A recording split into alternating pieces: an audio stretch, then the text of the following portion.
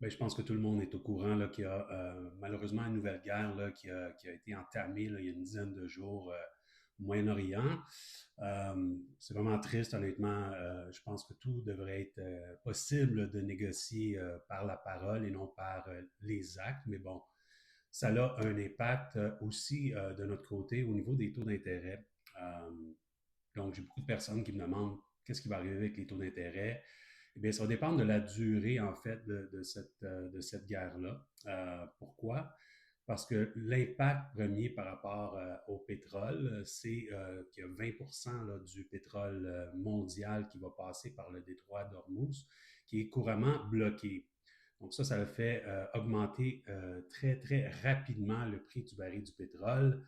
Euh, Ce qui devrait avoir un impact sur l'inflation. Pourquoi? Parce que tout est livré partout. Donc, quand le prix du pétrole augmente beaucoup, eh bien, tous les coûts de livraison augmentent aussi. Si les coûts de livraison augmentent, eh bien, les prix devront augmenter aussi.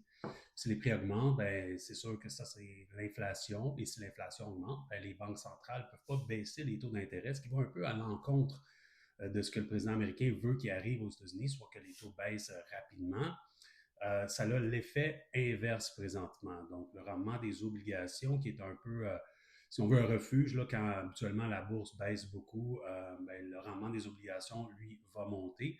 Donc, déjà, depuis, on avait un bon, pour que les taux baissent du moins, un bon début d'année, là, depuis janvier jusqu'à la veille de cette guerre-là. On avait vu le rendement des obligations 5 ans baisser d'à peu près 0,30. Pourquoi? Ben parce que l'économie canadienne est vraiment au ralenti. Donc, on ne prévoyait pas l'inflation. On voyait que peut-être que la Banque du Canada, dans un futur, aurait eu à baisser les taux d'intérêt aussi. Donc, le marché s'en allait un peu vers la baisse, ce qui augurait bien là, pour que les taux fixes puissent baisser au Canada au printemps.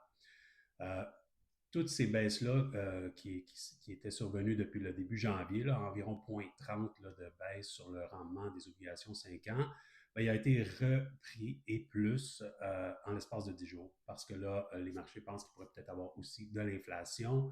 Et qui dit inflation dit augmentation de taux d'intérêt. Donc, où ça va impacter, c'est si ça dure longtemps. J'espère qu'ils pourront arriver à une entente très rapidement pour faire arrêter cette guerre-là et aussi libérer là, le pétrole là, pour qu'il soit acheminé un peu partout où il devrait être et enlever la pression sur le prix du pétrole, donc sur une inflation possible à venir. Donc, on va suivre ça de près pour vous. Mais pour l'instant, on regarde, c'est vraiment la durée, là, la durée de cette guerre-là qui va déterminer si les taux d'intérêt vont réaugmenter plus rapidement que prévu ou si ça va stabiliser ou même revenir peut-être vers le bas. Donc, on suit ça pour vous. Bonne journée.